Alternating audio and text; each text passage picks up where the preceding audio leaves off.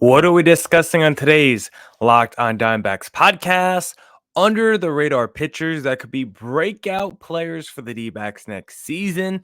And is there a widening gap between big and small markets in the MLB?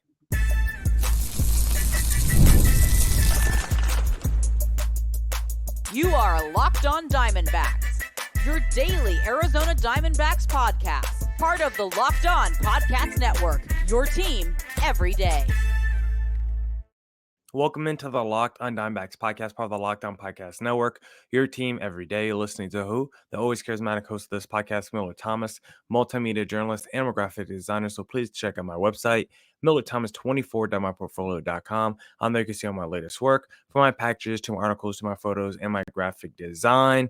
Today's episode is brought to you by GameTime. Download the GameTime app, create an account, and use code LOCKEDONMLB for $20 off your first purchase. On today's Locked on Diamondbacks podcast, we're going to discuss under the radar pitchers that appeared for the D-backs this season that could be breakout players next year.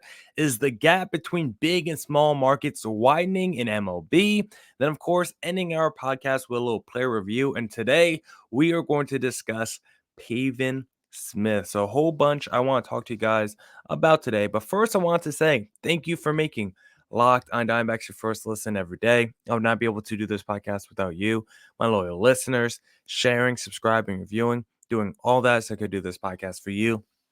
Thank you. It's free. It's available on all platforms, so please continue to tell your friends. And one of those platforms is YouTube. Please hit subscribe to Locked on Diamondbacks on YouTube. All right. Let's get back into the Locked on Diamondbacks podcast. Now let's discuss under the radar pitchers that could be breakout players for the D-backs next season. These are guys who appeared for the D-backs in 2024, who might have flashed, who might have some potential, who I think could make an impact next season, especially when you consider the D-backs bullpen is always looking for new guys, right? The back end, there's always 2 or 3 spots in the D-backs bullpen where you're just like, man, that is a major hole right there. Usually it's McGuff or Miguel Castro or Brandon Hughes, or you just name the pitcher. And so for the D-backs, there were some youngsters that appeared this season I think could make an impact with the D-backs next year. The first guy I want to discuss is the little Yilber Diaz, who definitely stepped up for the D-backs at times this year with their rotation pretty injured, with Gallen, Kelly, Erod, Monty all missing time. We needed some youngsters to step up, and Yilber Diaz was one of those guys at one point. He made 4 starts, 4.05 ERA during those starts, 14 strikeouts. Like, the whip wasn't great during that time, but for the most part, he did a good job of not allowing too much hard contact, limiting hitters on bases, and I thought he looked pretty solid out there. When we look at the numbers and the stats for Yilber Diaz, I like his little pitching arsenal, a guy that throws upper 90s, averaged 96 miles an hour on his fastball this past season. Now, needs to work on it because it wasn't effective in terms of 301 average allowed and a 521 slugging allowed. Like, you don't like to see that, but his secondary stuff, his slider, dominant this past season. 36.5% whiff percentage, a 130 batting average allowed, a 174 slugging allowed. Yilber Diaz, I don't think I project him as a starter for the D-backs next season, but he could come in next year as a bullpen guy that can throw upper 90s and mix in a little slider knuckle curve action. I definitely think this guy could be one of the last members in your bullpen. I think he's talented enough to do that. So I would like to see what Yilber Diaz could do next season with maybe a little bit of a longer leash with the D-backs. Still only 24 years old, turned 24 this past August. So a guy still with a ton of upside. Another guy I want to discuss who I think is pretty interesting. How about a little Blake Walston, who is a big 6'5" guy, little skinny, 175, right? I think I weigh about 175 pounds, and I'm not 6'5", but Blake Walston is a guy. When you look at him, he also flashed some for the D-backs this season. Only started 2 games. It felt like it was more than that because there was times where he came out the bullpen as a long reliever. In his 2 starts, only 9 innings pitched, but 2 earned runs. You do like to see that. I thought for the most part, he was pretty good earlier in the year as opposed to later in the season. I thought Walston just overall was probably fine for the D-backs. It wasn't like he was an elite pitcher. He definitely had his up and down moments. I liked him when I first saw him back in May and June, where he was like the quasi starter long reliever. He probably looked a little bit more comfortable in that role as opposed to the role that the D-backs tried to fit him in later in the year. But Walston is still someone uh, I would hope can throw a little bit harder this past season. His velo only sat at 91.5 miles per hour. Previously, it seemed like he was a dude that maybe threw a little bit harder than that.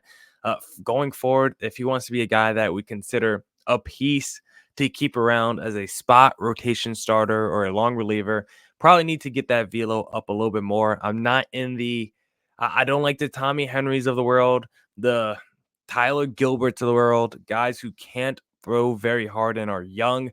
If you're top now at 91 miles per hour, then I'm just not going to be a big fan of you overall. So Blake Walston could get that to like 92.5 miles per hour. I think I would be a little bit more of a fan of him, but love the fact that he's huge. He's got a cutter as well, changeup, sweeper. Like he's got a fat combination of pitches.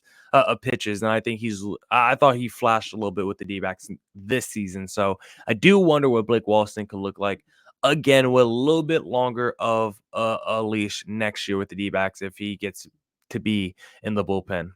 How about this next player? This is someone that the D-backs acquired via trade from the Chicago White Sox, where you did the whole Dominic Fletcher for Christian Mena deal. D-backs get back Christian Mena, who I thought was a pretty interesting young player. I really liked this deal for the D-backs at the time because Mena was someone that seemed like he had legit potential in ceiling as maybe not a frontline starter, but maybe a good number 3 starter in your rotation. And we didn't get to see a ton of Mena this past season. I don't think he looked great for the D-backs this past year, but he also didn't get to pitch a ton. He made 1 start, 3 innings pitch. He wasn't great, but what we've seen from him in the minor leagues and just his overall poise out there on the mound, I think he's fine. A 4.61 ERA in AAA with the Reno Aces, like that's not that bad considering it's Reno. 9.6 strikeouts per 9 as well this past year. He's a guy that has pretty good strikeout put away stuff, throws mid 90s. Like Christian Maine, I think, is definitely talented enough to be in the D-backs bullpen next year if they want to go that route, and also talented enough where down the line, 3 years from now, we could be having a conversation where we're saying, should Christian Mena be the number 4, number 3 starter for the Arizona Diamondbacks? He definitely has that much potential. Did we get to see a ton of it this season on the major league level? No. I think guys like Yilber Diaz and Blake Walston definitely showed more to Arizona and their fans this past year, but those two guys also got more of a sample size. We saw Yilber Diaz for multiple starts. We saw Blake Walston for multiple outings. We only saw Christian Mena for 1 outing, and feels like when they use Christian Mena, they want him to be a starter. Walston and Yilber Diaz, it feels like they're more comfortable transitioning them between the bullpen and the rotation, but for Mena, it seems like they just want him to use him primarily as a starter when he's on the major league level. So maybe we'll see Mena again if there's an injury in this D-backs rotation, because I think all 3 of those guys have a potential to do something with Arizona in 2025. Now I want to discuss, is there a widening gap between big and small markets in the MLB? But hey, if you want to buy tickets to an upcoming World Series game, then the best place to do that, of course, is going to be Game Time, because Game Time is the best place for last minute tickets. Curation makes it easier to save more on sports, concerts, comedy, theater, and more. And that's why you got to do the Game Time picks. With Game Time, they have these things called flash deals, which save you even more with exclusive in-app deals on select seats ahead of the game or event. They have this thing called all-in pricing. When you toggle this feature on, it shows you the total cost up front with no surprise fees at checkout. You also have the lowest price guarantee, or Game Time will credit you 110% of the difference. Take the guesswork out of buying MLB tickets and more with GameTime picks. Download the GameTime app, create an account, and use code LOCKEDONMLB for $20 off your first purchase. Terms apply. Again, create an account or redeem code LOCKEDONMLB for $20 off. Download GameTime today. Last minute tickets, lowest price, guaranteed.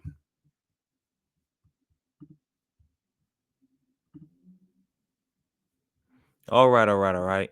Let's get back into the Locked on Diamondbacks podcast. And let's discuss if there's a widening gap between big and small markets in the MLB, because this is a conversation and a narrative that we're seeing right now across Major League Baseball with the World Series upon us between the LA Dodgers and the New York Yankees. There is some concern among a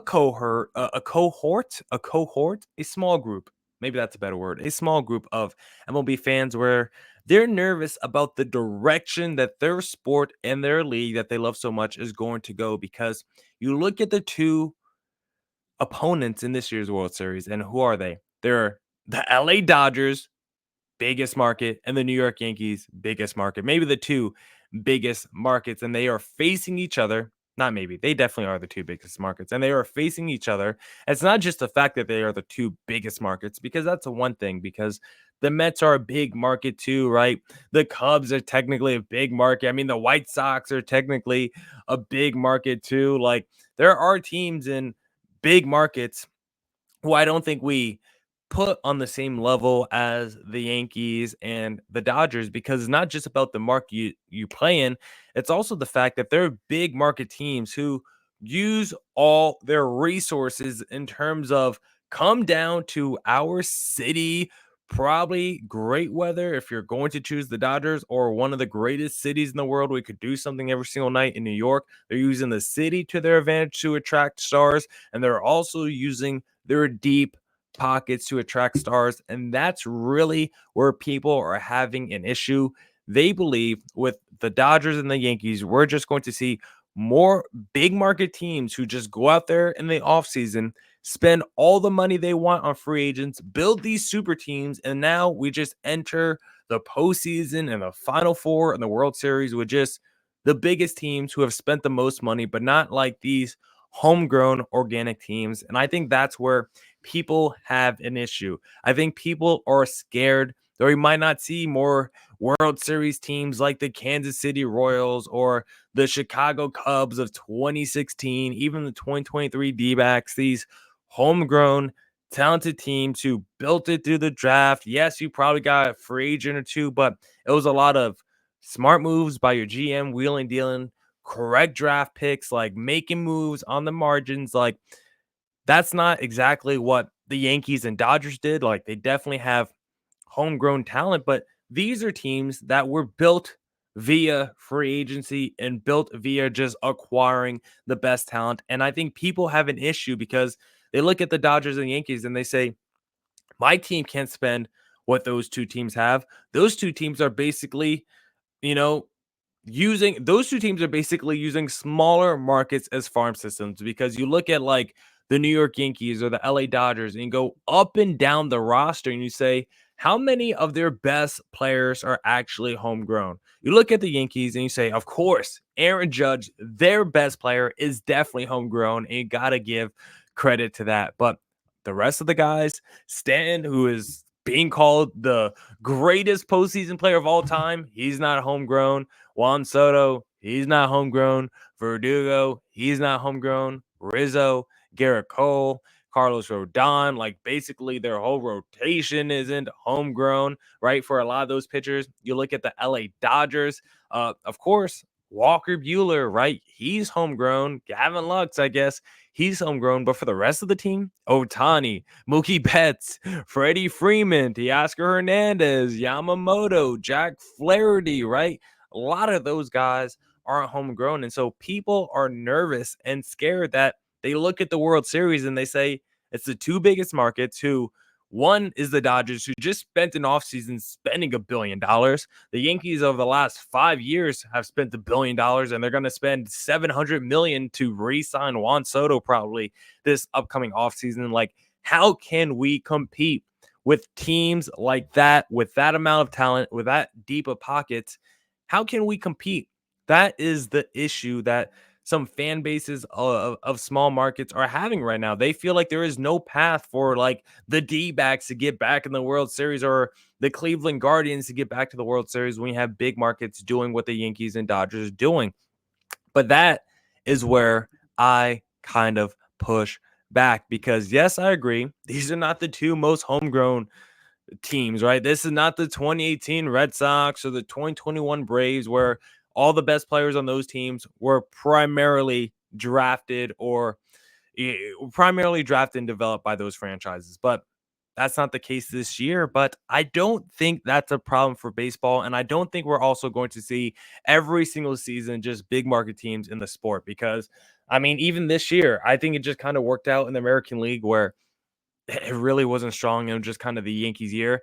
I'll give the Dodgers credit for getting there, but also the Phillies just kind of flamed out. I don't know what happened to the San Diego Padres. So I don't think every single season we're just going to get Dodgers and Yankees. And to be honest, if you don't want Dodgers and Yankees every year, how about we tell some of those small market teams to open up their wallets and spend some money? Because that is really my issue when we start to get upset at big market teams for spending money and say, well, my small market team can't do that. Well, they can do that. Yes, I agree.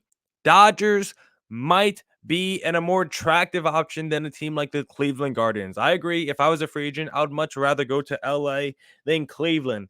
But if Cleveland was offering me 10 more million than the Dodgers, 20 more million, whatever, X more millions than the Dodgers, then maybe I would consider Cleveland because right now, Cleveland is not trying to outbid the big market teams. That is what you have to do if you're a small market team. Maybe you can't go out there and put over $1 billion to try and get Shohei Ohtani, but there are definitely players right below his level that you can get that are considered all stars or better that you have to open up your purses if you want to go out there and acquire. Don't just blame yourself being a small market for not going out there and getting players. It's all on the owners for opening up their purses to get those quality players on their roster because I believe in the sport of baseball more than like basketball or other sports. Most of these players will go to where the bag is. Yes, Dodgers and like the Yankees have a little bit more appeal, but at the end of the day, if the Guardians are offering significant more money than a big market team, I think another free agent would choose the Cleveland Guardians. And to be honest, a team like Cleveland can do that because guess what? The Cleveland Guardians have one of the richest owners in baseball. Their owner's actually more rich than the New York Yankees. But when you look at the Cleveland Guardians payroll, do you know where that ranked this season? 23rd. Has been one of the lowest payroll teams in baseball over like the last decade. That's a team that never spends money despite having like one of the six richest ownership groups in Major League Baseball. That's a group that never spends money. And it's those kind of ownership groups that are holding back the sport of baseball. It's not big market versus small market. It's teams with owners willing to spend versus teams with owners who aren't willing to spend. And if you're a small market team, don't view yourself as a small market. Look at your owner and say, how much money do you have? And are you willing to spend money? Because the New York Mets operated a long time, despite being in New York, as a small market team because they were piss poor. Bring in Stephen Cohen. Now they have the highest payroll in baseball. And that could be any team in the sport. As long as you're willing to spend money, you can go out there and put together a pretty good roster. And so I don't see this as big market versus small market. I see this as owners who are willing to spend versus owners who are absolutely cheap. Now we are going to do the Pavin Smith player review in segment number 3. But hey, if you want to place a little wager on the upcoming World Series, then the best place to do that, of course, is going to be FanDuel because, hey, NFL fans, you can start the season with a big return on FanDuel, America's #1 sports book. So when you get a hunch in the middle of the game, you can check out the latest stats, view live play-by-play, and so much more on the same page where you place your bets. You'll get started with $200 in bonus bets guaranteed when you place your first $5 bet. My favorite thing to do on FanDuel is the same game parlay. Give me the Saints money line. Give me the over on Kamara receptions and give me the over on touchdowns for Kamara as well. When that 3-leg hits, it brings a big smile to my face. If you want a big smile on your face, just visit FanDuel.com, America's one sportsbook. All right. Let's get back into the Locked on Diamondbacks podcast and let's discuss the Pavin Smith player review. Pavin Smith, friend of the podcast, of course, as we always like to say, and he is coming off a year where he had a career season, basically career highs across the board for Pavin Smith, and honestly had a kind of year that I definitely did not expect. Didn't think he could have it in him because it was the kind of year where you extrapolated his stats over the course of a full season. Pavin Smith arguably would be like an all-star for the D-backs. If you put his stats over the course of a full season, Pavin Smith is on pace for what? Pretty close to 30 home runs. It's probably like a 25 home run, like 90 RBI campaign for Pavin Smith with maybe a 800 OPS. And at that point, you'd be like, yo, is Pavin Smith an all-star? Should he be the D-backs first baseman of the future? Because when looking at what he did really well for the D-backs this past season, the first thing that stood out to me, his plate discipline, something that he has always been really good at. He's always been like a pretty high average to decent average guy because his plate discipline was good. He just never had like power or could really do anything with his bat because he just wasn't a good offensive player. But he always had a good recognition of the strike zone. I think he once again showed that this year. Sub 20% K rate, which I love to see, an 11.4 walk percentage as well is really, really good for Pavin Smith. Very strong plate discipline.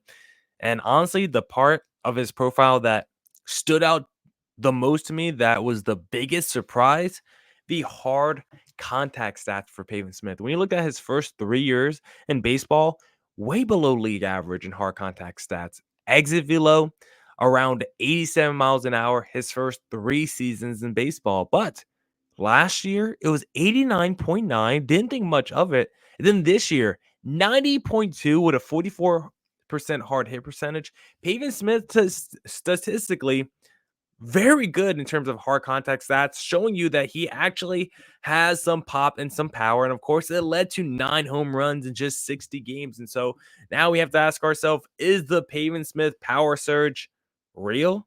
I don't know. What I do know is he is a good hitter against right-handed pitchers. Another key strength of him from 2024. Just a righty killer. 282 average, 920 OPS against righties with 8 home runs. We can see why Toy Lavello loved Pavin Smith whenever there's a righty on the mound because the numbers scream Pavin Smith is a righty killer, and that's what he did all season for the D-backs from the left side of the plate.